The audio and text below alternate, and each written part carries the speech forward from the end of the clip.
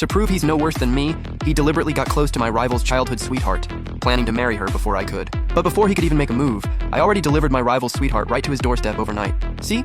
The day the main character transmigrated into this world, I was hiding behind a tree and witnessed the whole thing, and I accidentally discovered I could hear his conversations with the system. To figure out whether his purpose in this world was good or bad, I played along with his steal the girl storyline for 10 years. Now I'm over it, and I know exactly why he's here.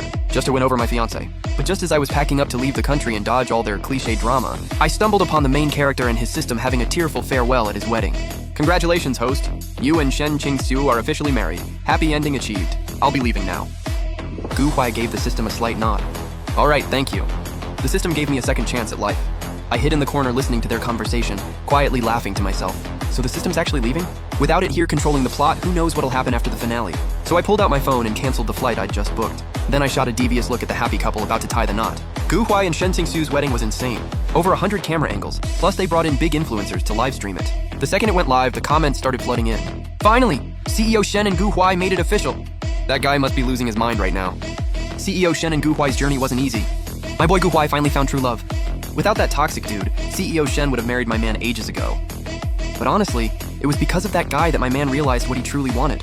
The comments were either congratulating the couple or roasting me. I scrolled through a few and lost interest. Back in the day, I would have clapped back. But after 10 years, I'm immune to all the hate. I stayed in the corner, eyes scanning the room, praying this wedding would go off without a hitch. In all the excitement, the MC finally took the stage. As the words "let the ceremony begin" rang out, I was more nervous than the couple themselves. Gu Huai stood on stage in a sharp suit, looking tall and composed, gazing lovingly at Shen Qingxiu walking toward him. Gu Huai is a famous award-winning actor, the nation's sweetheart. So Shen Qingxiu generously opened up 100 spots for his fans to watch the wedding live. The people standing next to me were probably them. A girl pointed at the stage and started screaming. Look, they're exchanging rings. Hearing that, my attention snapped back to the stage. Shen Qingxiu had already put the ring on Gu Huai. Now it was his turn. Watching his slow movements, I literally stopped breathing. But right before he slid the ring onto Shen Qingxiu's finger, he suddenly froze. Gu Huai's eyes locked straight onto me. I knew he'd spotted me. I didn't expect him to let me off easy on a day like this. Sure enough, he grabbed the mic. Thank you all for coming to our wedding, but I want to give a special thanks to someone. You all know him.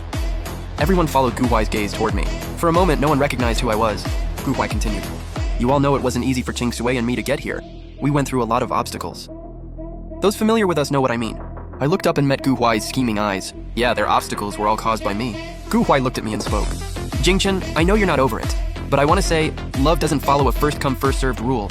Even though you were with Qingxue for a long time, she only saw you as family, not as a lover. I hope you find someone who truly cares about you.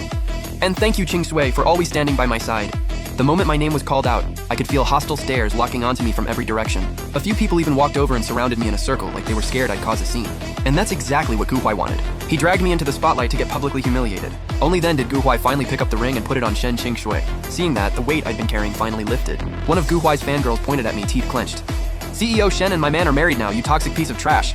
If you dare mess with their relationship again, I will not let you off the hook. I gave an awkward smile and nodded. Don't worry, I wish them nothing but the best. Locked in forever. Suddenly, a ding sound rang out. A blue robot appeared floating right in front of Gu Huai. Congratulations, host. You and Shen Qingxiu are officially married. Your mission is complete. I'll be leaving now. Gu Huai nodded. All right. Thank you. The system gave me a new life. This was a voice only I could hear. I'd been able to hear it ever since the system first showed up 10 years ago. Gu Huai was its host. From their conversations, I learned I was the villainous side character. I tried changing my storyline, but it was useless. So I figured, fine, I'll play the villain perfectly, finish the plot, and wait for the system to leave. Now that damn system is finally gone. From here on out, I'm the real villainous side character. Before leaving the venue, I locked eyes with Gu Huai on stage. I gave him a little smile. Your good days are officially over. First thing I did back at my place was toss out all my old stuff. Then I called a moving company, and finally sent a message to my pinned WeChat contact. By the time I finished all that, it was already past midnight. For 10 years, I dedicated myself to playing the villain. The leads needed me to heat up their romance? Fine, I'll be the tool. So what? But now it's the finale. No more plot control. Who knows what happens after the credits roll? Everything I gave away as the tool character I'm taking back, piece by piece. And the first thing on the list is Shen Qingxue's current position. 3 days flew by. The hype around Shen Qingxue and Gu Huai's wedding was still going strong. Netizens were still buzzing about the wedding of the century, and Gu Huai used the wedding to crack into the international market, getting even more exposure. On the day of the newlyweds' homecoming, I tagged along. I could hear laughter from outside the house. Didn't even need to go in to imagine the happy family scene. But today, I came specifically to ruin the vibe. Gu Huai was the first to react when he saw me. Jingchen, you're back! We were just talking about you. Since you're here, join us for dinner. I nodded, and seeing everyone else's faces looking like they just ate something nasty, I felt amazing. Even the air tasted sweet. My father shot me a cold glance. Since you're back, behave yourself around your brother. No more stunts. They're legally married now. If you interfere with their relationship, you're the homewrecker. I stared at this man, my biological father. Hard to believe a parent would say that to their own kid, but I've heard worse from him. At this point, I don't care anymore. When you stop caring, it stops hurting. So I nodded. Of course, I'd never do something so pathetic as going after someone who's already taken. That comment clearly hit a nerve with Xiao Fuqiang. His face visibly darkened. Luckily, the maid announced dinner was ready, breaking the tension. But the second I sat down, Gu Huai spoke up. Mom usually sits there. Since Jingchen likes Mom so much, why don't you switch seats? I looked at Gu Huai with a half smile. He gave me a gentle smile back. Only I knew how ugly that smile really was underneath. Lucian, my stepmother, just laughed it off casually. If Jingchen likes it, just let him have it. Shen Qingxiu looked at me disapprovingly. Xiao Jingchen, you're still the same, never learning.